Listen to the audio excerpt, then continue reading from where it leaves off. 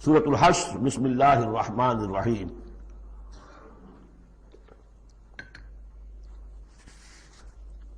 سبح للہ ما فی السماوات وما فی الارض۔ سورہ حدید اس سے ایک لفظ میں بڑھ گیا صرف، وہاں تھا سبح للہ ما فی السماوات والارض، یہاں ما فی کا اضافہ، تسبیح کرتی ہے اللہ کی ہر وہ شے جو آسمانوں میں ہے اور ہر وہ شے جو زمین میں ہے، گویا کہ ایمفیسس بڑھ گیا۔ باقی وہی دو اسماء گرامی اللہ کے، وہو العزیز الحکیم، وہ العزیز ہے، زبردست ہے، اس کا اختیار مطلق ہے، اس میں کوئی چیکس اینڈ بیلنسز نہیں ہے، لیکن حکیم ہے، کمال حکمت والا۔ هو الذی اخرج الذین کفروا من اہل الکتاب من دیارہم لاول الحشر۔ اس میں اب یہ غزوہ بنی نذیر کا ذکر ہو رہا ہے۔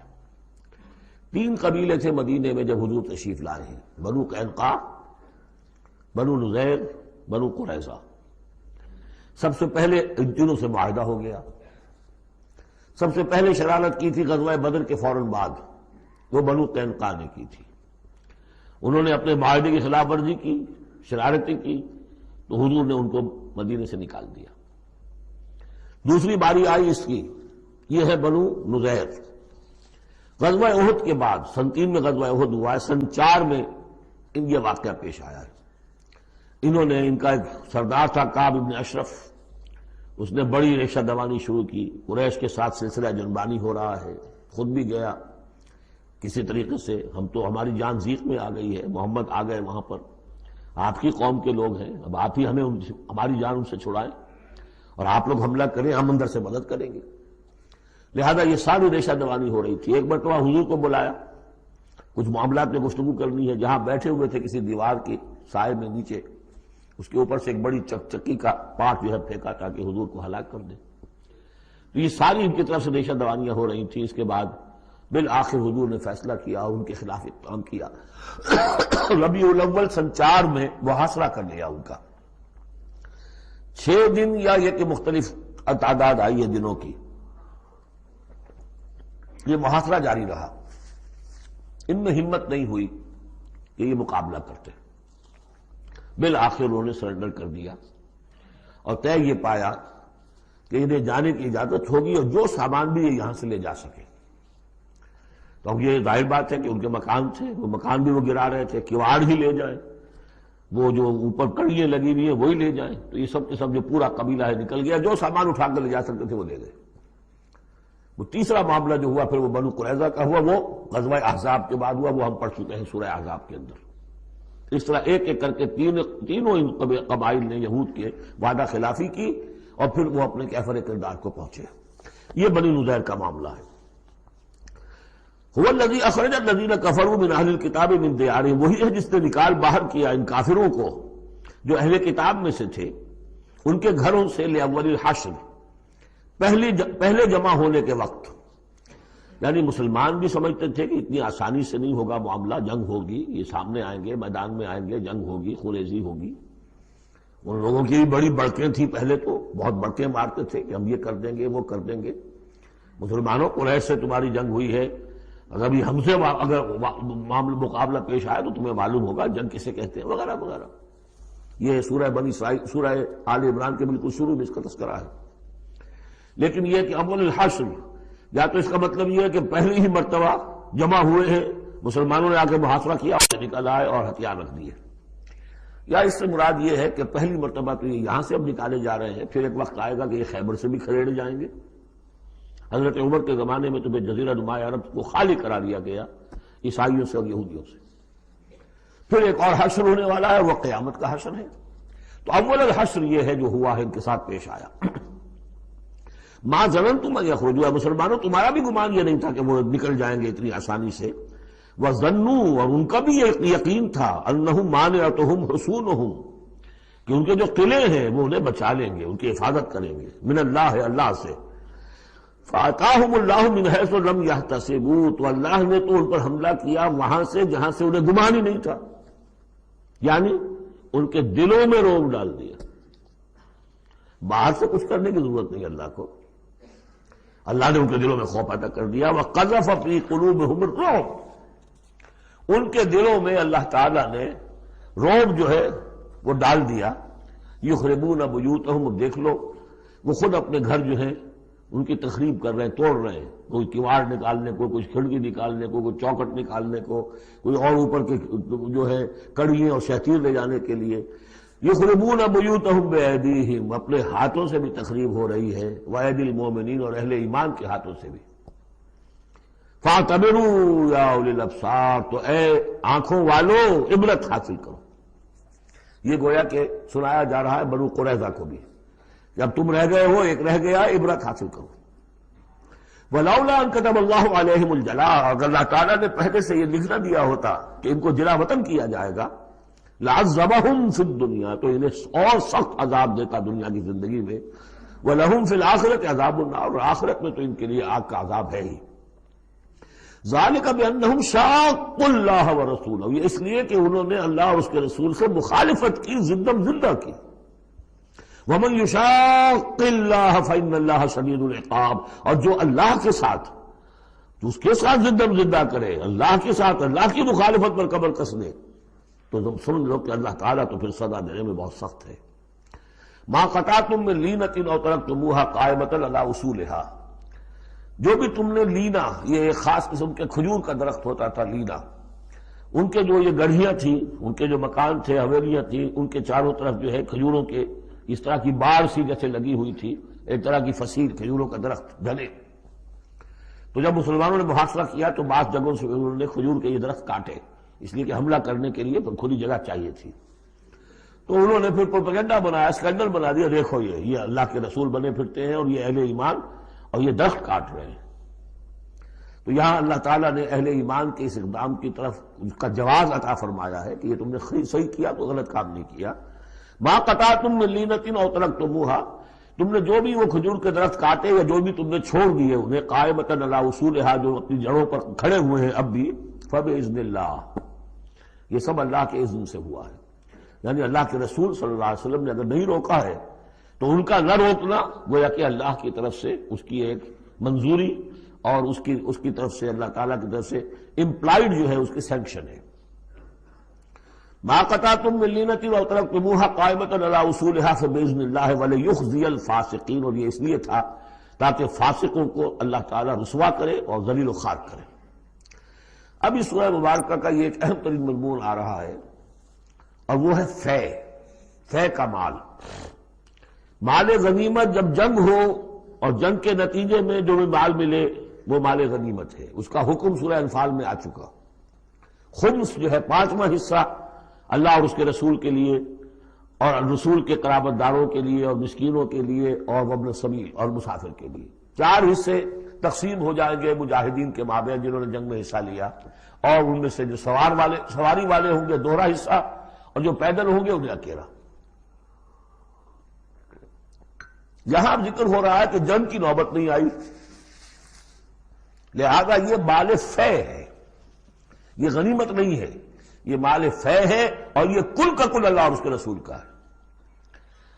گویا کہ اس میں کسی کو بھی مسلمان کو کوئی حصہ نہیں ملے گا سوائے اس کے کہ جو اللہ کا رسول کسی کو، فقیر کو، غریب کو، مسکین کو دینا چاہے، وہ الگ بات ہے. وما افاء اللہ علی رسولہ، اور جو مال کے ہاتھ لگا دیا ہے اللہ نے اپنے رسول کے، منہم، ان سے، یعنی بنو نذیر سے، فما اوجفتم علیہ من خیر ولا رکاب، تو دیکھو اے مسلمانوں، تم نے ان پر نہیں دوڑائے نہ اپنے گھوڑے نہ اونٹ. ولکن اللہ یسلط رسلہ علی من یشاء، یہ تو اللہ کی حکمت ہے، مشیت ہے، اس کی قدرت ہے. اللہ تعالیٰ مسلط کر دیتا ہے اپنے رسولوں کو جس پر چاہتا ہے. یہ خاص قدرت خدا بندی سے کہ اللہ نے ان کے دلوں میں رعب ڈال دیا، انہوں نے خود آ کے سرنڈر کر دیا. تو تمہیں تو جنگ کرنے کی نوبت پیش نہیں آئی، لہذا یہ مال غنیمت نہیں ہے. وعلیٰ کل شیء، واللہ علیٰ کل شیء قدیر، اللہ تعالیٰ ہر چیز پر قادر ہے. اب یہ حکم آ رہا ہے، ما افاء اللہ علی رسولہ من اہل القریٰ، جو مال بھی ہاتھ لگا دے اللہ اپنے رسول کے ان تمام بستی والوں سے، فللہ وللرسول ولذی القربى والیتامى والمساکین وابن السبیل. اس کا جو مصرف ہے وہ یہ کہ اللہ اور اس کا رسول، اس سے مراد ہے اسلامی ریاست، پھر رسول کے اپنے اخراجات، اپنی ازواج مطہرات کا دار نفقہ، اپنا جو ذمہ داریاں ہیں معاشرتی، پھر رسول کے قرابت دار، ظاہر بات ہے ذی القربہ جو ہے وہ عام آدمی کے بھی قرابت دار ہیں، ان کے ساتھ حسن سلوک ہوتا ہے، تو رسول کے بھی تو قرابت دار ہیں، اور رسول کا کوئی اور ذریعہ معاش تو ہے نہیں۔ والیتامیٰ والمساکین وابن السبیل، باقی اس کے علاوہ جو بھی مستحق ہیں، فقراء ہیں، غریب ہیں اور ان کے لیے محتاج ہیں۔ کہ لا یکون دولۃ بین الاغنیاء منکم، اور یہ اہم ترین اسٹیٹمنٹ آف آبجیکٹیوز ہے۔ مقصد کیا ہے؟ کہ لا یکون، تاکہ ایسا نہ ہو کہ دولت تمہارے امیروں ہی کے مابین چکر لگاتی رہے۔ یعنی ظاہر بات ہے کہ اب جو لوگ بھی جو جنگ میں حصہ لیا ہے، جن کے پاس گھوڑے بھی تھے اور اونٹ بھی تھے، اب ان کو دگنے حصے مل جاتے سارے اس مال میں سے، تو گویا کہ جو لوگ پہلے ہی سے کچھ مرفع الحال ہیں، جن کے پاس پہلے ہی کچھ ہے، انہی کی طرف مال اور بڑھ رہا ہے، اور جو بیچارے غریب ہیں وہاں کے، وہ گویا کہ اس سے ان کی غربت کے ازالے کی کوئی شکل نہیں ہو پائے گی۔ تو اللہ تعالیٰ کے سامنے یہ ہے کہ دولت کی تقسیم ہو ایسی کہ اس کی سرکولیشن جو ہے معاشرے کے اندر، اس کی گردش دولت ایسی ہو کہ سب کو حصہ ملے اور سوسائٹی کے تمام طبقات جو ہے اس سے مستفید ہوں۔ کہ لا یکون دولۃ بین الاغنیاء منکم، تاکہ ایسا نہ ہو کہ یہ دولت، یہ سرمایہ، یہ مال تمہارے امیروں ہی کے مابین گردش میں رہے۔ اس کی ایک سادہ سی مثال میں دیتا ہوں کہ ایک کروڑ پتی کی بیٹی لاکھوں روپے کا جہیز لے کے ایک کروڑ پتی کے بیٹے کے گھر چلی گئی۔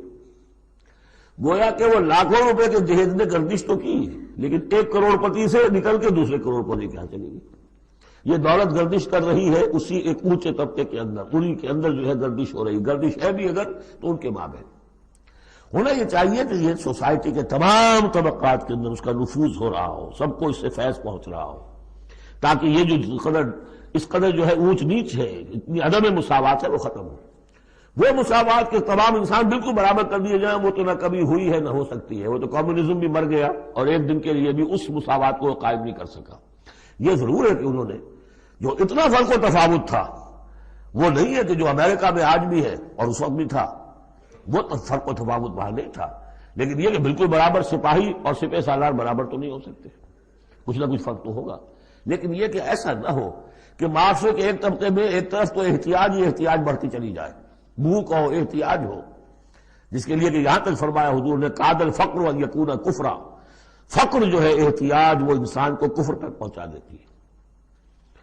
اور حضرت شاہ ولی اللہ دہلوی رحمۃ اللہ علیہ نے، وہ میں سمجھتا ہوں کہ اس دور جدید میں جو بھی معاشی مسائل کی پیچیدگیاں پیدا ہونے والی تھی، اس کا بڑا گہرا فہم جو تھا سب سے پہلے جس عالم دین کو ہوا ہے وہ شاہ ولی اللہ دہلوی ہے۔ ان کا کہنا یہ ہے کہ جس معاشرے میں، جس ملک میں تقسیم دولت کا نظام غیر منصفانہ ہوگا، اس کا نتیجہ یہ نکلے گا کہ ایک طرف دولت کے انبار ہوں گے، نتیجہ یہ کہ عیاشیاں ہوں گی، بدماشیاں ہوں گی، دوسری طرف عام لوگ جو ہے وہ ڈھور ڈنگر بن کر رہ جائیں گے، وہ بار برداری کے جانوروں کی حیثیت اختیار کر لیں گے کہ صبح سے لے کے شام تک کمر توڑ دینے والی جو ہے مشقت کر کے بھی بمشکل اپنی ضرورت پوری کر رہے ہیں۔ تو گویا کہ یہ غیر مساوی نظام تقسیم دولت جو ہے، یہ دو دھاری تلوار ہے، ادھر بھی کاٹ رہی ہے ادھر بھی کاٹ رہی ہے۔ جدھر ایکومولیشن آف ویلتھ ہو رہی ہے ادھر عیاشیاں ہیں، بدماشیاں ہیں، ادھر جو بھی کچھ ہو رہا ہے اللہ تللے ہیں، نمود و نمائش کے لیے خرچ کیا جا رہا ہے، اس سے اور جو ہے دل پھٹ رہے ہیں۔ کسی بڑے سیٹ صاحب کی بیٹی کی شادی ہے اور پوری کوٹھی بقع نور بنی ہوئی ہے، ایک ایک پتے کے ساتھ انہوں نے لگا رکھا ہے ایک ایک بل، اور دوسری طرف اس سیٹ کا کوئی نہ کوئی شوفر بھی ہے، کوئی اس کا کھانا پکانے والا ہے، کوئی چوکی دار ہے، کوئی مالی ہے، اور اس کے گھر میں بچی جو ہے بوڑھی ہو رہی ہے اور اس کا ہاتھ پیلا نہیں ہو سکتا، اس لیے کچھ نہیں ہے اس کے پاس۔ تو ان ملازمین کے دل میں ان کی محبت پیدا ہوگی یا نفرت پیدا ہوگی؟ انما یرید الشیطان ان یوقع بینکم العداوۃ والبغضاء، شیطان تو چاہتا ہے تمہارے مابین دشمنی اور بغض کے جذبات پیدا کرے، اور وہ پیدا ہو رہے ہیں۔ دوسری طرف فقر ہے، قاد الفقر ویکون کفرا، تو اس میں یہ ہے کہ ضرورت ہے کہ لا یکون دولۃ بین الاغنیاء منکم، نظام ایسا ہونا چاہیے کہ منصفانہ، عادلانہ تقسیم ہو دولت کی، اور اس طرح سے مستقل طبقات بن کر نہ رہ جائے۔ وما آتاکم الرسول فخذوہ، اب ظاہر بات ہے کہ اس وقت فوری طور پر تو بڑا دھکا لگا ہوگا نا، اوس اور خزرج کے مسلمان جو تھے وہ جب آئے تھے، محاصرہ کیا تھا، توقع انہیں یہ ہوگی کہ مال غنیمت میں سے ہمیں ملے گا، تو فوری طور پر یہ سمجھ آخر انسان تھے، فرشتے تو نہیں تھے نا، تو انہیں یقیناً کوئی دھکا سا لگا ہوگا، شوق پہنچا ہوگا، لہذا اب اس کے لیے جو بھی ایک ایمان کو ان کے جو ہے اپیل کیا جا رہا ہے. وما آتاکم الرسول فخذوہ، اور دیکھو جو رسول تمہیں دے دے وہ لے لو. وما نہاکم عنہ فانتہوا، اور جس چیز سے روک دے رک جاؤ. واتقوا اللہ، اللہ کا تقوی اختیار کرو. ان اللہ شدید العقاب، اللہ تعالیٰ سزا دینے میں بہت سخت ہے. للفقراء، اب بیان ہوا کہ جب یہ بیت المال میں چلا جائے گا تو رسول نے تو اپنے اوپر فقر لازم کیا ہوا ہے. رسول نے تو اپنی بیویوں کے نفقہ بڑھانے کی بجائے ایلا کر لیا تھا. سورہ احزاب میں ہم سب پڑھ آئے ہیں. رسول یہ کس کو دے گا؟ للفقراء المہاجرین الذین اخرجوا من دیارہم، وہ مہاجر جو تندست ہیں کہ جو نکال دیے گئے اپنے گھروں سے، اموالہم، اور اپنے اموال سے، انہیں سب کچھ چھوڑ کر آنا پڑا. یبتغون فضلا من اللہ ورضوانا، وہ تو اللہ کے فضل کے متلاشی ہیں، تلاش کر رہے ہیں، حاصل کرنا چاہتے ہیں اللہ کا فضل اور اس کی رضا. وینصرون اللہ ورسولہ، اور وہ اللہ اور اس کے رسول کی مدد کر رہے ہیں. وَلِيَعْلَمَ اللَّهُ مَن يَنصُرُهُ وَرُسُلَهُ بِالْغَیب، یہ اب پڑھ چکے ہیں. اللہ دیکھنا چاہتا ہے کون ہے وہ جو اللہ کی مدد کرتے ہیں اور اللہ کے رسول کی مدد کرتے ہیں غیب میں ہونے کے باوجود. تو یہ لوگ جو ہے جان ہتھیلیوں پر رکھ کر آ گئے، مکے کو انہوں نے چھوڑ دیا، اپنے گھر بار وہاں چھوڑے ہوئے ہیں، اپنے بال بچوں کو چھوڑا ہوا ہے، تو ان کے لیے کوئی چیز نہیں ہے. تو اب اس میں سے مال فے میں سے ان کا حصہ ہوگا. للفقراء المہاجرین الذین اخرجوا من دیارہم واموالہم ویبتغون فضلا من اللہ ورضوانا وینصرون اللہ ورسولہ اولئک هم الصادقون، یقیناً وہ لوگ سچے ہیں، انہوں نے اپنا سچا ہونا ثابت کر دیا، صادق الایمان ہونے کا ثبوت دے دیا. والذین تبوؤا الدار والایمان من قبلہم، اور جو لوگ گھروں میں آباد تھے اور جن کو پاس ایمان بھی تھا ان سے پہلے، یعنی ان کے آنے سے پہلے، یعنی انصار مدینے میں جو پہلے سے آباد تھے اور ان کے دلوں میں بھی ایمان پیدا ہو چکا تھا، وہ جب یہ مہاجرین آئے ہیں تو ان کا طرز عمل کیا تھا جن کے دلوں میں ایمان تھا؟ یحبون من ہاجر الیہم، انہوں نے قطعاً گراں نہیں محسوس کیا کہ یہ ہجرت کر کے لوگ آ گئے ہیں، ہماری معیشت پر بوجھ بن جائیں گے، ہمارے لیے جو ہے یہ آبادی جو ہے اتنی بڑی اور بڑھ رہی ہے، ان کے پاس کوئی دولت نہیں ہے، سرمایہ نہیں ہے، کوئی انویسٹمنٹ نہیں کر سکتے، تو بجائے اس کے کہ وہ یہ محسوس کریں کہ ہمارے اوپر تو یہ بہت بڑا بوجھ آ گیا. یحبون من ہاجر الیہم، وہ تو محبت کرتے ہیں ان سے جنہوں نے ہجرت کی ہے، ان کی طرف آئے ہیں ان کے ہاں. ولا یجدون فی صدورہم حاجۃ مما اوتوا، اور وہ نہیں پاتے اپنے سینوں کے اندر کوئی بھی حاجت، کوئی تنگی اس چیز پر کہ جو انہیں دی جا رہی ہے، کہ انہیں کیوں دیا جا رہا ہے، نہیں ہوگا، اس لیے کہ ان کے دلوں میں ایمان ہے. اللہ تعالیٰ نے ان کو ایمان کی دولت سے بہرہور کیا ہے. یہ جیسا کہ میں نے عرض کیا کہ انصار میں سے جن حضرات کو توقع تھی کہ اب یہ سارا مال و اسباب جو چھوڑ کر گئے ہیں بنو نذیر، اس میں سے ہمیں بھی حصہ ملے گا، اور جب یہ طے ہو گیا کہ یہ سارا مال فے ہے، یہ مال غنیمت ہے ہی نہیں، تو آخر فوری طور پر تو ایک دھکا سا لگا ہوگا. یہ ساری آیات در حقیقت ان کی تشفی کے لیے، تسکین کے لیے، ان کے جذبہ ایمان کو اپیل کرتے ہوئے اللہ اور اس کے رسول کے حوالے سے بات کی جا رہی ہے، اور جو بھی ان کے اندر ایمان تھا در حقیقت اس کا اعتراف کرتے ہوئے کہ والذین تبوؤا الدار والایمان من قبلہم یحبون من ہاجر الیہم، وہ تو محبت کرتے ہیں ان لوگوں سے جو ہجرت کر کے ان کے ہاں آ گئے ہیں. ولا یجدون فی صدورہم حاجۃ مما اوتوا، اور انہیں ہرگز کوئی تنگی محسوس نہیں ہوتی اس معاملے پر کہ جو انہیں دیا جا رہا ہے مہاجرین کو. وَيُؤْثِرُونَ عَلَىٰ أَنفُسِهِمْ وَلَوْ كَانَ بِهِمْ خَصَاصَةٌ، اور وہ تو اپنے اوپر ترجیح دیتے ہیں دوسروں کو خواہ ان کے اپنے اوپر تنگی ہو. یعنی انصار بھی سب کے سب جو ہے وہ دولت مند تو نہیں تھے، ان میں بھی غریب بھی تھے، لیکن یہ کہ چاہے وہ خود تنگدست ہو، لیکن یہ کہ وہ دوسروں کو ترجیح دیتے ہیں. انہوں نے اپنے مہاجر بھائیوں کے لیے ایثار کیا ہے، قربانی کی ہے. ایثار جو ہے اس کے معنی ہوتی ہے ترجیح کرنا، کسی کو مقدم رکھنا. یؤثرون علی انفسہم ولو کان بہم خصاصہ، اپنے اوپر ان کو ترجیح دے رہے ہیں اگرچہ ان کے اپنے ہاں بھی تنگ دستی ہے، خواہ ہو ان کے ہاں تنگ دستی. ومن یوق شح نفسہ فاولئک هم المفلحون، اور یقیناً جو کوئی بھی بچا لیا گیا اپنے جی کے لالچ سے وہ وہی ہے کہ جو فلاح پانے والے. یہ ترغیب و تشویق ہے انصار کے لیے کہ جن کو گویا کہ اس مال فے سے ان آیات کی روح سے بالکل محروم قرار دے دیا گیا، الا یہ کہ ان کے ہاں جو یتامہ ہو، مساکین ہو، ان کے لیے تو ظاہر بات ہے کہ وہ حصہ موجود ہے.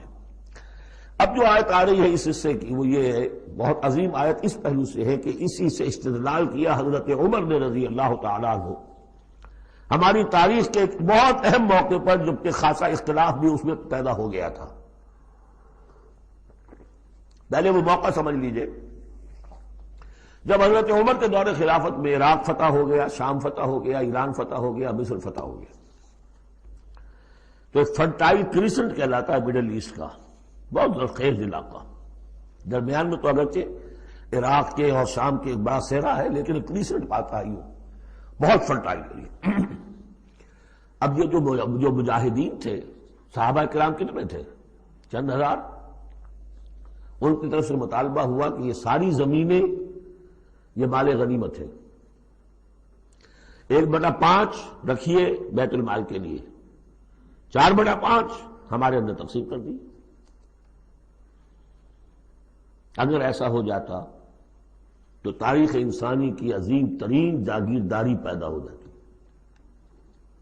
پورا ملک تقسیم ہو جاتا چند ہزار صحابہ کے اندر۔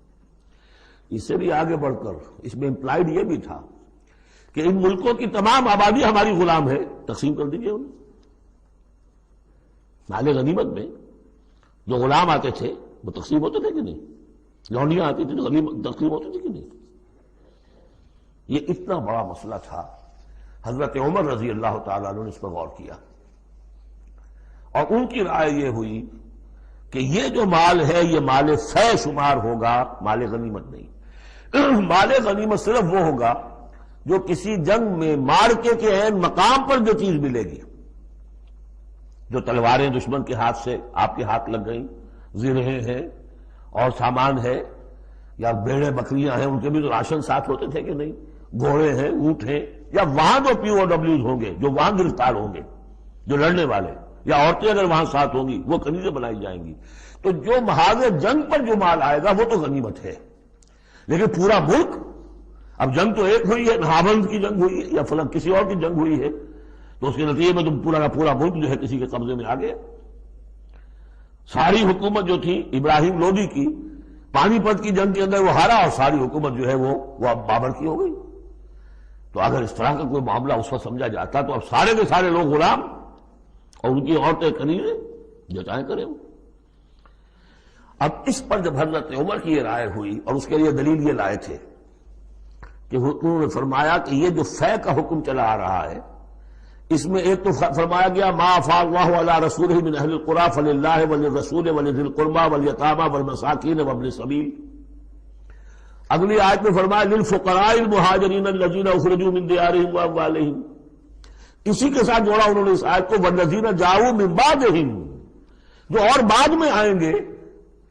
اب یہ ظاہر بات ہے کہ یہ آج تو جتنے چند ہزار مسلمان تھے انہوں نے فتح کر لیا، اب اتنی بڑی امت ہے جو مسلمان بعد میں آئیں گے، اس کا مطلب ان کا تو کوئی حصہ رہا ہی نہیں۔ یہ بیت المال کی حصہ کی ملکیت قرار پائیں گی ساری زمینیں، تاکہ یہ امت مسلمہ کی ایک کلیکٹیو ملکیت ہو، collective ownership of the whole Muslim ummah, تاکہ اس سے جو بیت المال کے اندر خراج آئے گا، اس خراج سے تمام مسلمانوں کی بہبود، اور یہ کہ اللہ کے دین کی آگے نشر و اشاعت، اس کا ایک مکمل نظام، اور جو ہماری حدیں ہیں وہ سرحدوں کے اوپر جو ہے فوجی پہرا، اس کے لیے باقاعدہ فوج رکھنا، اس کے لیے مسلسل جو ہے آمدنی چاہیے، اس سب کے لیے حضرت عمر نے کہا کہ یہ مال فے قرار پائے گا ان لوگوں کی اس آیت کی روح سے، کہ اس میں حق صرف انہی کا نہیں ہے کہ جو اس وقت ہیں، والذین جاؤوا من بعدہم، وہ جو لوگ ان کے بعد آئیں گے ان کا بھی اس کے اندر حق ہے۔ اس آیت سے انہوں نے استدلال کیا رضی اللہ تعالی عنہ۔ اور یہ بھی میں آپ کو بتا دوں کہ صحابہ میں سے بڑے اہم صحابہ نے حضرت عمر سے اختلاف کیا، ان کا نہیں یہ مال غنیمت تقسیم کیجیے۔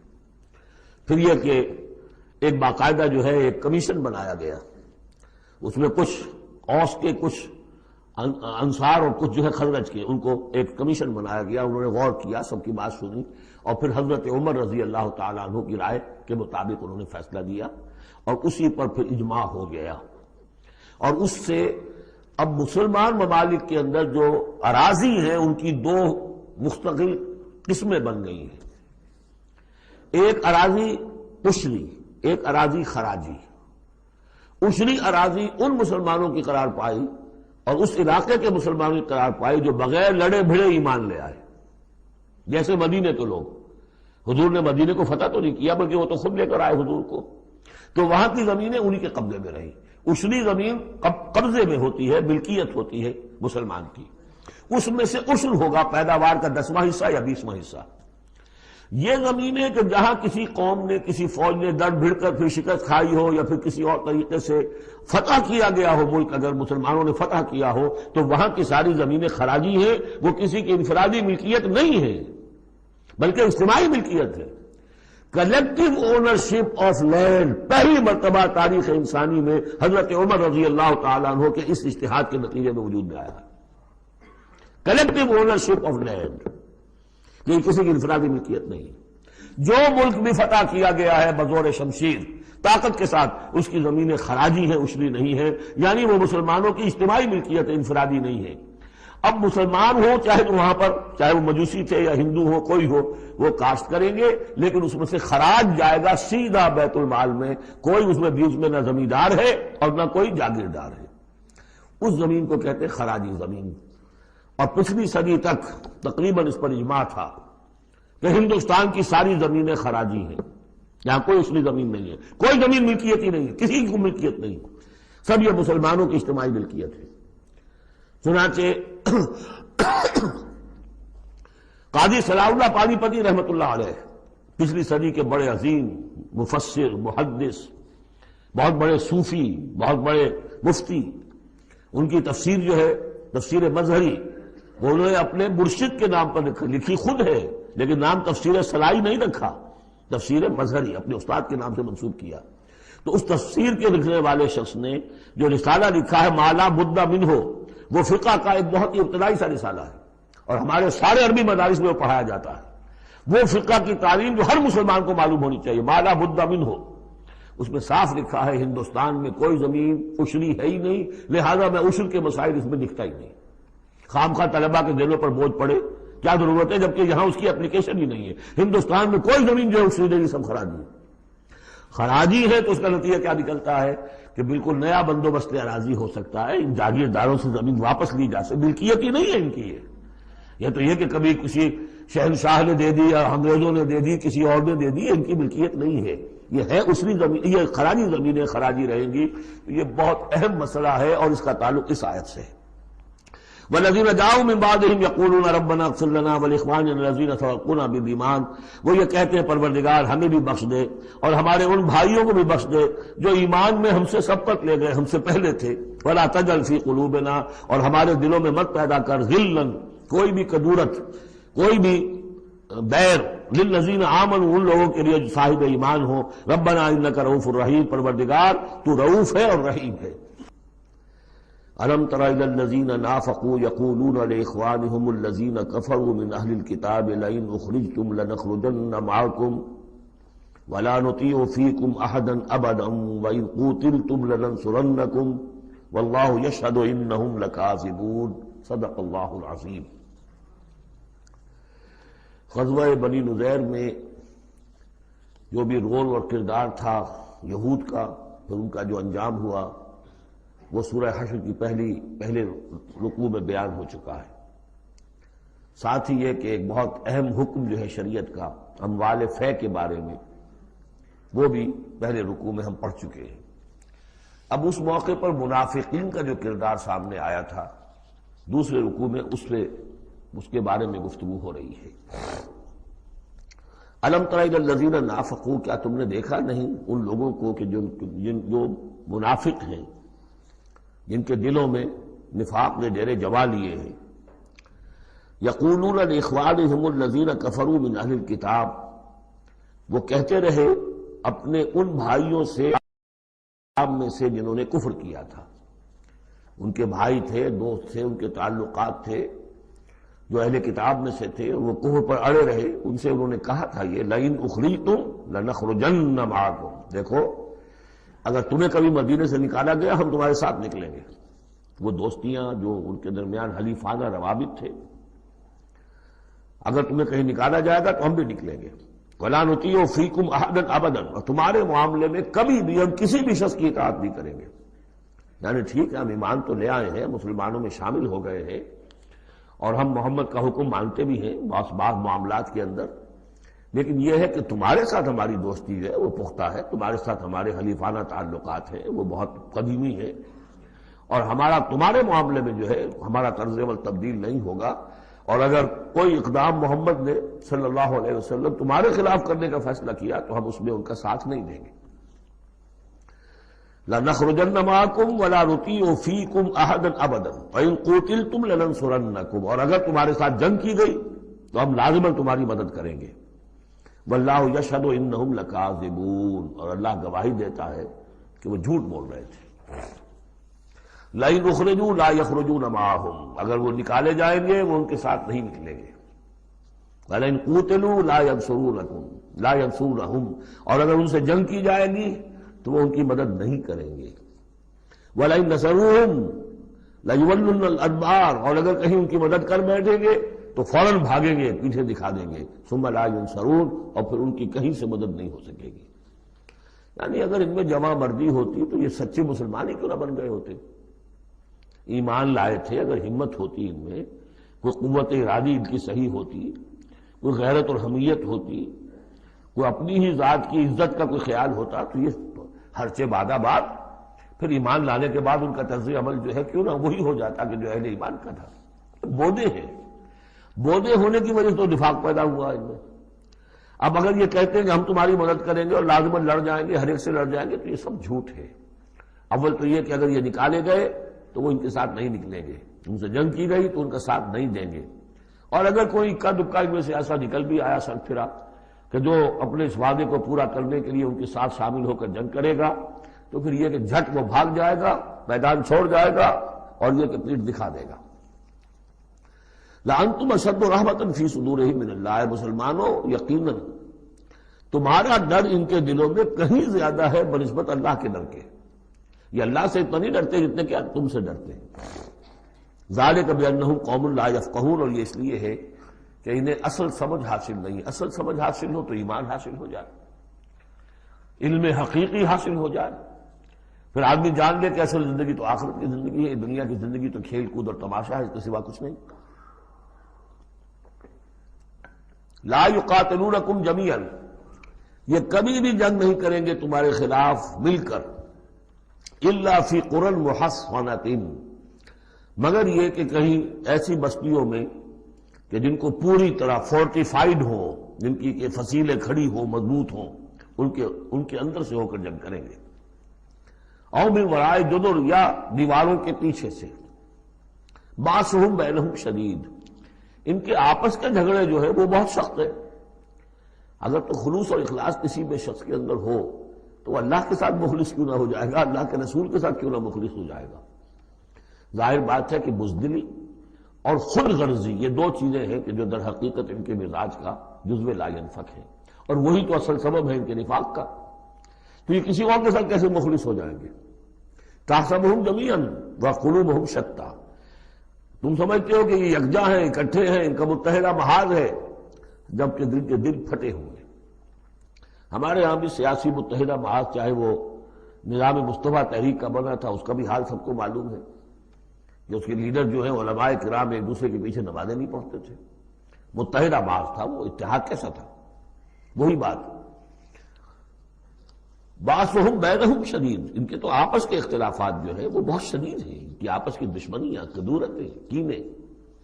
تحسبہم جمیعا، تم سمجھتے ہو کہ یہ جمع ہے، اکٹھے ہیں، وقلوبہم شتیٰ، ان کے دل پھٹے ہوئے. ذالک بانہم قوم لا یعقلون، اور یہ اس لیے کہ وہ ایک ایسا گروہ ہے کہ جو عقل سے کام نہیں لیتے. کمثل الذین من قبلہم قریبا ذاقوا وبال امرہم، جیسے قصہ ان کا ہوا جو ان سے پہلے تھے ماضی قریب میں، یعنی بنو قینقاع. سب سے پہلے بنو قینقاع کا معاملہ ہوا تھا، پھر یہ بنی نضیر کا ہوا، پھر 5ویں سال میں غزوہ احزاب کے ضمیمے کے طور پر بنو قریظہ کا ہوا. وَلَهُمْ عَذَابٌ عَلِيمٌ، ان کے لیے بہت ہی دردناک عذاب ہے. کمثل الشیطان، یا پھر مثال ہے شیطان کی. اذ قال للانسان اکفر، جبکہ وہ انسان سے کہتا ہے کرو کفر.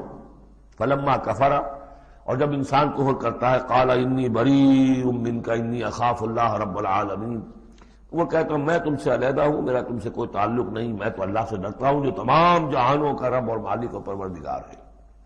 فکان عاقبتہما انہما فی النار خالدین فیہا، تو ان دونوں کی عاقبت یہ ہے کہ وہ شیطان بھی اور وہ انسان بھی، دونوں کی عاقبت یہ ہے کہ وہ رہیں گے آگ میں اور ہمیشہ ہمیشہ رہیں گے. وذالک جزاء الظالمین، اور یہی ہے ظالموں کا بدلہ. جیسا کہ سورہ قاف میں ہم پڑھ چکے ہیں کہ وہ قرین جو ہوگا اس گناہ گار کافر اور مشرک کا جو قرین ہوگا وہ جب لے کر آئے گا، حاضر کرے گا، قال قرینہ ھذا ما لدی عتید، اور اللہ تعالیٰ کی طرف سے حکم آئے گا فرشتوں کو القیا فی جہنم کل کفار عنید، تو وہ کیا کہے گا؟ ربنا ما اطغیتہ ولکن کان فی ضلال بعید. اور اللہ تعالیٰ فرمائیں گے لا تختصموا لدی وقد قدمت الیکم بالوعید ما یبدل القول لدی وما انا بظلام للعبید. تیسرا رکوع اور آخری رکوع جو ہے اس سورہ حشر کا، یہ پھر قرآن مجید کا ایک بہت اہم مقام ہے. میں آج سوچ رہا تھا کہ میں بار بار جو کہتا ہوں آپ سے، یہ قرآن کا بہت اہم مقام ہے، یہ قرآن کا بہت اہم مقام ہے، تو اس کی بھی ایک حقیقت سمجھ لیجئے. قرآن حکیم میں تو کوئی ایک حرف اور ایک لفظ بھی غیر اہم نہیں ہے، البتہ مختلف اعتبارات سے مختلف مقامات کی ایک ریلیٹیولی زیادہ اہمیت ہے. بعض مقامات حکمت کے ہیں، بعض مقامات جو ہیں وہ فلسفیانہ ہیں، بعض مقامات وہ ہیں کہ جو جدید سائنس کے حوالے سے بڑے اہم ہیں، بعض مقامات وہ ہیں جو روح دین سے بحث کرتے ہیں، بعض مقامات وہ ہیں جو ایمان کی ماہیت کو واضح کرتے ہیں، ایمان کیا ہے. تو اس اعتبار سے یقیناً مختلف مقامات جو ہیں وہ مختلف اعتبارات سے اور حیثیتوں سے وہ زیادہ اہمیتوں کے حامل ہیں. اب یہ جو 4 آیتیں ہیں، 7 آیتیں ہیں اس رکوع کی، تیسرے رکوع کی، اس میں فلسفہ، تصوف، پھر یہ کہ اس میں سب سے بڑا جو آ رہا حصہ وہ یہ ہے کہ جیسے 6 آیتیں سورہ حدید کی تھیں کہ جن میں اللہ کے اسماء و صفات کا ذکر ہے، جن میں تفصیل سے گفتگو نہیں کر سکا اور نہ اس کا موقع تھا، میرے کیسز میں ہے، تو اسی طرح کا ہم وزن جو ہے 3 آیتیں آ رہی ہیں سورہ حشر کے آخر میں.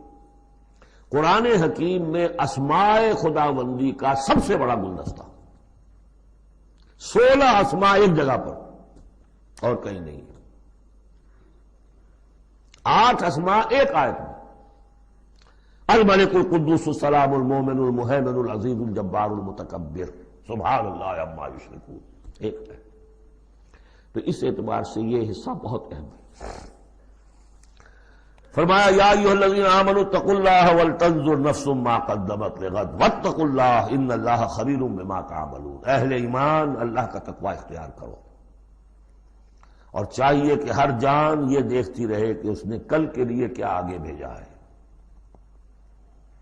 اللہ کا تقوی اور آخرت کا احساس، کل کے لیے کیا بھیجا. ما قدمت لغد، یہ بڑی کل ہے. ایک کل تو وہ ہے کہ جو کل سورج طلوع ہوگا تو شروع ہو جائے گی، اور ایک بڑی کل وہ ہے آنے والی ہے جو بعث بعد الموت کے بعد آنے والی ہے، وہ بڑی کل ہے.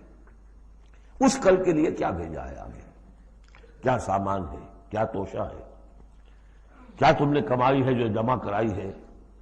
وہ جو اس کائناتی حکومت کا جو سب سے بڑا ریزرو بینک ہے، امپیریل بینک ہے اس کائنات کا، اللہ تعالیٰ کے ہاں کیا جمع کرایا. اور دیکھیے 2 مرتبہ ایک آیت میں واتقوا اللہ، اللہ کا تقوی، اللہ کا خوف. لیکن یہ خوف اصل میں اس طرح کا خوف نہیں ہوتا جو کسی خوفناک شے کا خوف ہوتا ہے. ایک ہے شیر کا خوف یا سانپ کا خوف، ایک خوف والد کا خوف ہوتا ہے، وہ محبت کے تحت ہوتا ہے. میرے والد جو ہے ناراض نہ ہو جائیں، میں اپنے والد کے احساسات اور جذبات کو مجروح نہ کر بیٹھوں، وہ مایوس نہ ہو جائے مجھ سے، اللہ ناراض نہ ہو جائے، یہ خوف. یا ایھا الذین آمنوا اتقوا اللہ ولتنظر نفس ما قدمت لغد واتقوا اللہ ان اللہ خبیر بما تعملون. یقیناً جو کچھ تم کر رہے ہو اللہ اسے باخبر ہے. اگلی آیت ہے جسے علامہ اقبال نے قرار دیا کہ ان کے فلسفہ خودی کی سورس یہ ہے. سید نذیر نیازی نے ہمارے ہاں قرآن کانفرنس میں باقاعدہ بیان کیا، ان کے مضمون میں بھی موجود ہے یہ، کہ میں نے حضرت علامہ سے یہ سوال کیا کہ آپ کے فلسفہ خودی کے بارے میں بڑی جیب گوئیاں ہوتی ہیں. کوئی کہتا ہے کہ فلاں نیٹشے سے آپ نے اخذ کر لیا ہے، فلاں سے کر لیا ہے، آپ بتائیے کہ آپ کے فلسفہ خودی کی سورس کیا ہے. تو علامہ نے فرمایا کہ اچھا کل آ جانا فلاں وقت. تو کہتے ہیں کہ میں اتنا خوش رہا کہ شاعر مشرق اور حکیم الامت مجھے یہ اعزاز بخش رہے ہیں کہ میں جاؤں گا اور وہ مجھے ڈکٹیٹ کرائیں گے کہ میرے فلسفہ خودی کی سورس کیا ہے. تو میں گیا اور بہت خوش خوش گیا، پینسل کاپی لے کر گیا. جب میں گیا تو کہا ذرا قرآن مجید اٹھا لاؤ، تو ایک تو مجھ پر وہ ویسے ہی پڑ گئی. پھر کہا کہ ذرا کھولو سورہ حشر نکالو اور یہ آیت پڑھو، وَلَا تَكُونُوا كَالَّذِينَ نَسُوا اللَّهَ فَأَنسَاهُمْ أَنفُسَهُمْ اولئک هم الفاسقون. یہ ہے میرے فلسفہ خودی کی سورس. دیکھنا مسلمانوں، ان لوگوں کی طرح نہ ہو جانا جنہوں نے اللہ کو بھلا دیا، تو اللہ نے انہیں اپنے آپ سے غافل کر دیا. فَأَنسَاهُمْ أَنفُسَهُمْ، اس کے کیا معنی؟ کیا کوئی خدا سے غافل جو اپنے آپ کو بھول جاتا ہے؟ اپنے پیٹ کا خیال نہیں رہتا اس کو؟ اپنے جسم میں کوئی پھوڑا نکل آئے تو علاج نہیں کراتا؟ کس چیز سے غافل ہے؟ وہ اپنے جسم سے غافل نہیں، وہ اپنے حیوانی وجود سے غافل نہیں، اس کے تقاضوں سے غافل نہیں، اس کی اپکیپ، اس کی مینٹیننس، اس کی ویئر اینڈ ٹیئر کو درست کرتے رہنا، کسی چیز سے غافل نہیں. معلوم ہوا کہ اس حیوانی وجود کے علاوہ کوئی حیثیت ہے انسان کی، اصل حقیقت جس کو انسان بھول جاتا. اور یہ ہم پڑھ چکے ہیں سورہ مجادلہ کے اندر بھی الفاظ آئے تھے کہ شیطان نے انہیں اللہ کو بھلا دیا. فَأَنسَاهُمْ ذِكْرَ اللَّهِ اسْتَحْوَذَ عَلَيْهِمُ الشَّيْطَانُ فَأَنسَاهُمْ ذِكْرَ اللَّهِ. شیطان نے ان پر قابو پا لیا ہے اور انہیں بھلا دیا ہے، اللہ کے ذکر سے غافل کر دیا ہے. تو جو لوگ اللہ کو بھلا دیتے ہیں وہ اپنے آپ سے، اپنی اصل حقیقت سے غافل ہو جاتے ہیں. وہ اپنے آپ کو کیا سمجھتے ہیں؟ حیوان. اور آج کا ہماری جو تہذیب کا جو مرکزی نقطہ ہے آج کا گلوبل سویلائزیشن کا، کہ انسان نرا حیوان ہے. اور اس میں سب سے بڑا پارٹ پلے کیا ہے ڈاروین کے نظریہ ارتقاء نے. حیوان جیسے اور حیوان ہے ویسا حیوان انسان ہے. اتنا ہی فرق ہے نا جتنا گھوڑا اور گدھا. گدھا ذرا کورس قسم کا ہے، ذرا گٹیا رف قسم کا جانور ہے، اور ذرا گھوڑا فائن ہے، ریفائنڈ ہے، تمکنت والا. باقی بنیادی فرق کیا ہے گدھے میں اور گھوڑے میں؟ اسی طرح گوریلا اور شمپینزی اور انسان، کیا فرق ہے؟ اتنا ہی فرق ہے جتنا گدھے اور گھوڑے میں ہے، اتنا ہی گوریلا اور شمپینزی اور انسان میں ہے. کوئی فرق نہیں. وہی موٹیوز جو ان کے ہیں وہی موٹیوز ان کے ہیں، سارے وہی موٹیوز ہیں. سائیکالوجی ہے تو اسی پر چل رہی ہے. جو محرکات عمل ہے انسان کے وہ وہی ہے جو حیوان کے، کوئی اور ہے نہیں. یہ ہے اصل میں اس دور کا المیہ، اللہ کو بھول جانا اور اپنی اصل حقیقت یعنی روح. اللہ کو بھلاؤ گے تو تمہارے اندر جو ڈیوائن ایلیمنٹ اس نے پھونکا تھا اس سے غافل ہو جاؤ. اب کیا رہ گئے تم میرے حیوان؟ میں نے آپ کو اس سے پہلے بھی وہ اپنشد کا جملہ سنایا ہے. Man in his ignorance identifies himself with the material sheaths which encompass his real self. Real self تو میری انا ہے، میری خودی ہے. اور یہ انا خودی فلسفیانہ الفاظ ہے کس شے کے لیے؟ وہ جو روح ہے میرے اندر ہے، نور تجلی بھی اسی خاک میں پنہاں، غافل تو نرا صاحب ادراک نہیں ہے. نقطۂ نوری کے نام او خودی، زیر خاک ماں شرار زندگی. لیکن اس سے غافل، جب اس سے غافل حیوان رہ گئے. جب حیوان رہ گئے اولئک ھم الفاسقون. تو حیوان کے لیے تو کوئی مورل لا ہے نہیں. اور ارلی فرینچ لٹریچر جو ہے پچھلی سینچری کا وہ سارا اسی پر بیسڈ ہے. وہ ساری دلیل یہاں سے لاتے ہیں کہ انسانوں نے اپنے اوپر قیدیں لگانی ہے. بیوی بیٹی ماں میں فرق کرنا، حیوانات میں کوئی فرق کرتا ہے؟ نیوڈسٹ کلب سے اگر پوچھے کہتے ہیں حیوانات میں سے کوئی لباس پہنتا ہے؟ انسان نے خواب کا تکلف ایجاد کر دیا. ان کے لیے سورس ہے وہی حیوانوں کی زندگی، انہیں سے سبق حاصل کرو. یہ ہے انسان کے اندر صرف حیوان نہیں ہے. جیسے کہ شیخ سعدی نے کہا تھا آدمی زیادہ طرفہ معجون است از فرشتہ سرشتہ وز حیوان. یہ جو انسان ہے آدم زاد یہ ایک معجون مرکب ہے.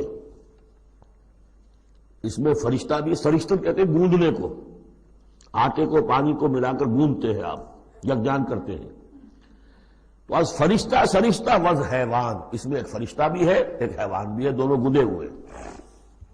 فرشتہ ہے روح، عالم امر کی شے، اور وہ نور سے پیدا کیا۔ روح بھی روح، عالم امر کی شے، یسألونک عن الروح قل الروح من امر ربی، یہ بھی نور سے پیدا کی گئی، نقطہ نوری یہی ہے۔ تو وَلَا تَكُونُوا كَالَّذِينَ نَسُوا اللَّهَ فَأَنسَاهُمْ أَنفُسَهُمْ أُولَٰئِكَ هُمُ الْفَاسِقُونَ۔ لا يستوی اصحاب النار واصحاب الجنہ، دیکھو برابر نہیں ہو سکتے آگ والے اور جنت والے۔ اصحاب الجنت هم الفائزون، یقیناً جنت والے ہی کامیاب ہوں گے۔ اللہم ربنا اجعلنا منہم، اللہم ادخلنا الجنت مع الابرار، اللہم اجرنا من النار، یا مجیر یا مجیر یا مجیر۔ اس کے بعد آیت آئی ہے قرآن مجید میں عظمت قرآن کے بیان میں عظیم ترین آیت، لو انزلنا هذا القرآن على جبل لرأيته خاشعا متصدعا من خشیۃ اللہ، اگر ہم اس قرآن کو اتار دیتے کسی پہاڑ پر تو تم دیکھتے کہ وہ دب جاتا، متصدعا پھٹ جاتا، من خشیۃ اللہ، اللہ کے خوف سے۔ میں نے جو شروع میں تعارف قرآن پر جو گفتگو کی تھی اس میں اس کا حوالہ دیا تھا عظمت قرآن کے لیے۔ قرآن ایز سچ، قرآن فی نفسہ ہی اس کی عظمت کیا ہے، ایک ہے قرآن کی افادیت کیا ہے، دو چیزیں جدا ہیں۔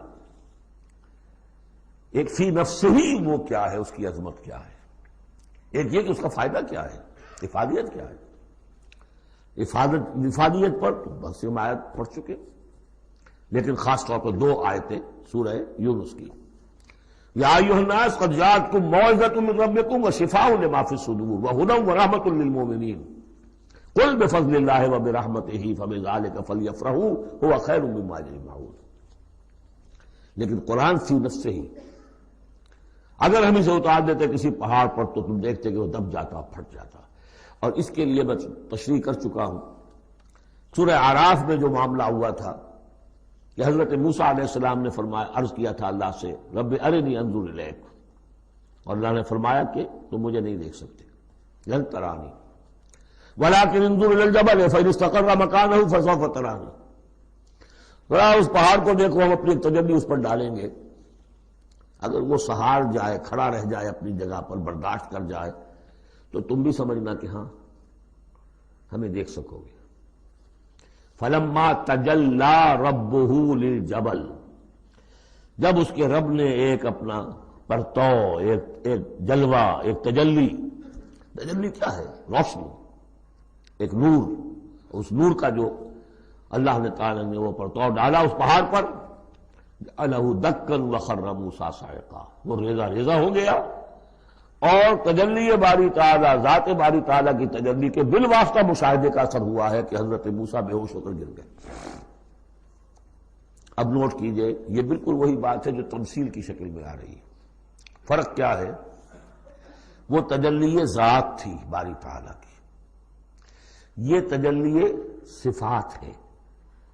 کلام اللہ، اللہ کا کلام ہے، کلام متکلم کی صفت ہوتا ہے، اس کی بھی تاثیر وہی ہے جو ذات باری تعالیٰ کی تاثیر ہے۔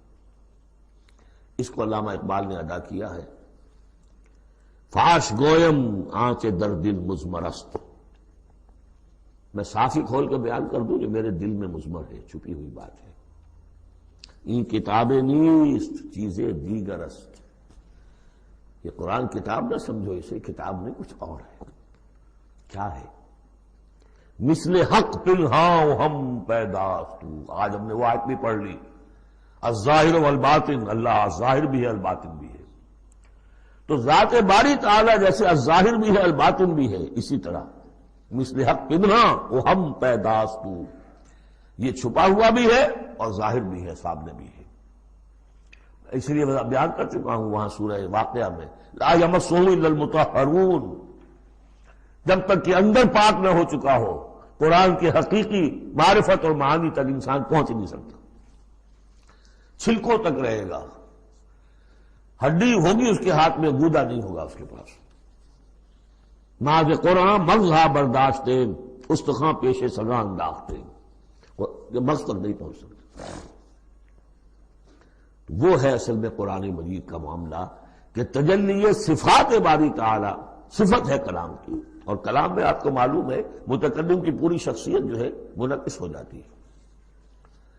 کوئی شخص ہے، کوئی بھٹیارن ہے، کوئی اور ہے، برموجا ہے، اب ان کی اپنی زبان ہے، ان کا ایک جملہ آپ سنیں گے پتہ چل جائے گا یہ کون بول رہا ہے، یہ کون بول رہی ہے۔ اس لیے کہ پوری شخصیت، ان کا ذہن و فکر کا حدود اربع، ان کی تہذیب و تمدن کے ساتھ کس درجے ان کا کوئی تعلق ہے یا نہیں ہے، سب واضح ہو جائے گا۔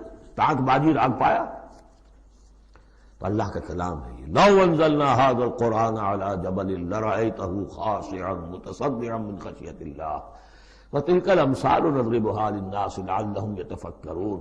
اور یہ مثالیں ہیں جو ہم لوگوں کے لیے بیان کرتے ہیں تاکہ وہ فکر کریں، غور کریں، سوچیں۔ اب یہاں سے وہ 3 آیتیں شروع ہو رہی ہیں، وہاں 6 تھیں۔ صفات اور اسماء ہمارے ہاں جو ایمان کے لیے جو یاد کیے ہوں گے آپ نے، اگر اللہ تعالیٰ نے بچپن میں یہ موقع آپ کو دیا ہو تو ایمان مجمل، ایمان مفصل۔ ایمان مجمل کے الفاظ کیا ہے؟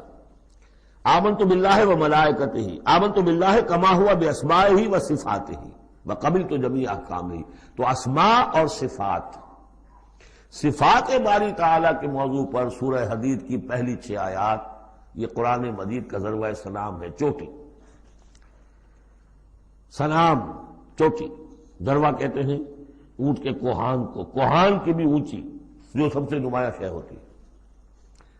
اسماء پر یہ سب سے بڑا گلدستہ ہے۔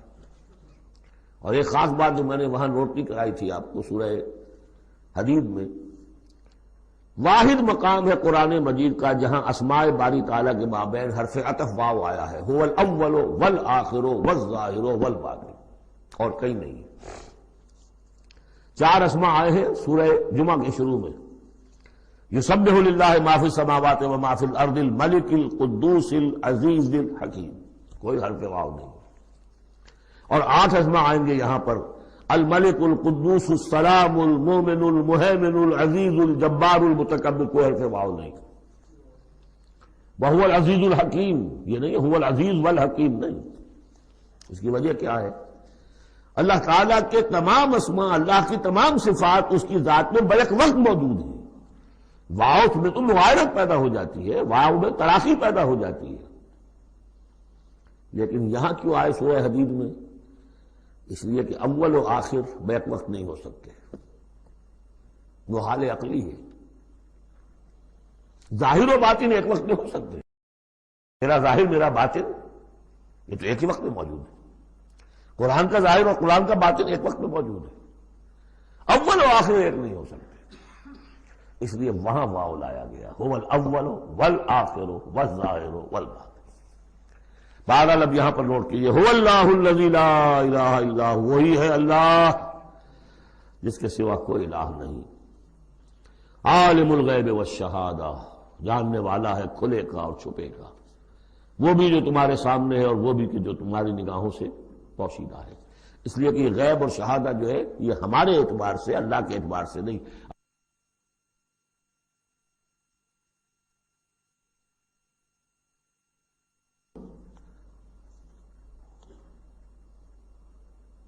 وہی ہے اللہ کے جس کے سوا کوئی الہ نہیں، هو اللہ الذی لا الہ الا هو عالم الغیب والشہادہ، یہ بھی ایک نام کی حیثیت سے شمار ہوتا ہے، جو اسماء 99 گنے جاتے ہیں، عالم الغیب والشہادہ یہ ایک نام ہے اللہ کا۔ اور میں عرض کر رہا تھا کہ اللہ کے لیے سب شہادہ ہی شہادہ، غیب ہے ہی نہیں، اس نقطے کو یہاں سمجھ لیجئے، اس لیے کہ سورہ جن میں آئے گا پھر دوبارہ، اور بہت اہم طریقے پر آئے گا۔ جب قرآن میں غیب اور شہادہ کا لفظ آتا ہے وہ ہمارے اعتبار سے، کہ ہمارے لیے ایک چیز وہ ہے کہ جو ہمارے حواس خمسہ کی گرفت کے دائرے کے اندر آ جاتی ہے، چاہے وہ ٹیلیسکوپ سے آئی ہے اور چاہے وہ مائکروسکوپ سے آئی ہے، لیکن دیکھنے والی شے ہماری آنکھ ہے۔ غیب وہ ہے جو ہم سے چھپا لیا گیا، جنت ہے، دوزخ ہے، آخرت ہے، فرشتے ہیں، خود سب سے بڑی ذات باری تعالی ہے، لیکن اللہ ہر شے کا جاننے والا ہے۔ هو الرحمن الرحیم، وہ رحمان ہے اور رحیم ہے، اس پر سورہ فاتحہ پڑھتے ہوئے میں نے وضاحت کی تھی۔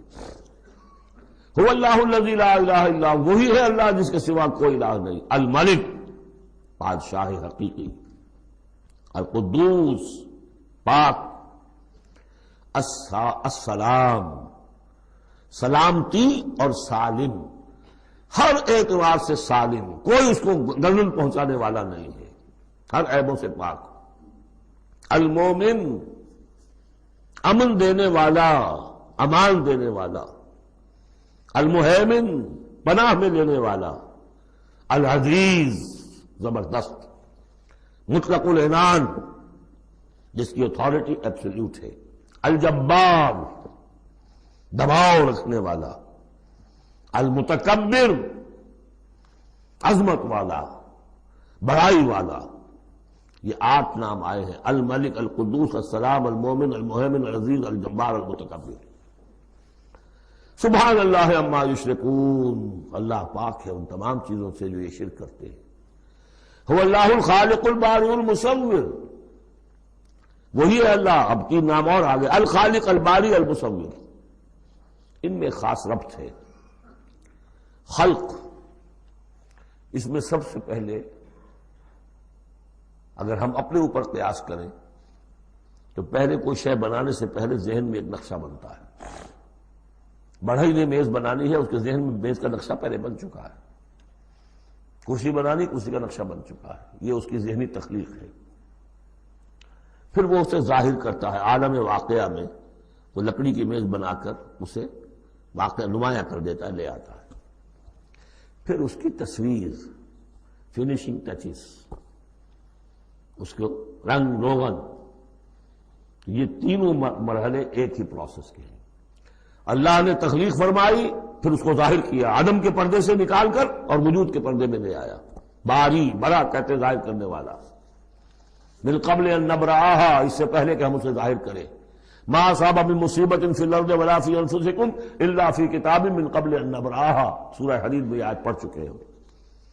وہی ہے الخالق، الباری، المصور، لہ الاسماء الحسنی، تمام اچھے نام اسی کے ہیں۔ یسبح لہ ما فی السماوات والارض، یہاں نوٹ کر لیجئے، یسبح لہ ما فی السماوات وما فی الارض نہیں ہے، یسبح لہ ما فی السماوات والارض۔ سورہ حدید کے شروع میں تھا سبح للہ ما فی السماوات والارض، سورہ حشر میں آیا سبح للہ ما فی السماوات وما فی الارض۔ یہاں یسبح للہ ما فی السماوات والارض، اور پھر 2 مرتبہ آئے گا یسبح للہ ما فی السماوات وما فی الارض، سورہ جمعہ کے شروع میں بھی، سورہ تغابن کے شروع میں بھی۔ وہو العزیز الحکیم، دیکھیے اس سورہ مبارکہ کی خاص خصوصیت یہ ہے، شروع بھی ہوئی تسبیح کے ساتھ، اختتام بھی تسبیح کے ساتھ، شروع میں بھی العزیز الحکیم زبردست حکمت والا، آخر میں بھی العزیز الحکیم۔